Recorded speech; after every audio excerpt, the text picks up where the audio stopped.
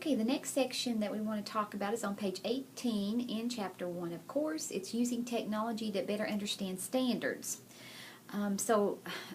Just a couple short points I want to point out here. Number one, you can't know too much about technology.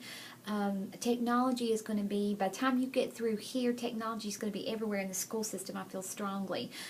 We are already advancing and making headways into the use of iPads and those kinds of things. So I think it's a world you're going to have to get comfortable in.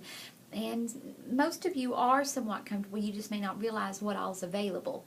So, one thing in particular, find and carefully examine any standards that apply to your major and to the teaching areas that are of interest to you.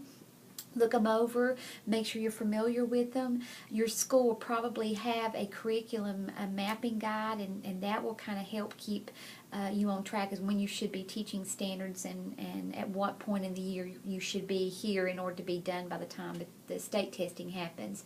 You should also become familiar with the educational standards that apply to the state in which you intend to teach. Those matter because not every state adopted the Common Core, and some who did adopt the Common Core are now opting to get out or opting not to do the test that goes with it. So in essence, you know, we've talked about being a lifelong learner. You will be a lifelong learner, so you might as well get accustomed to it.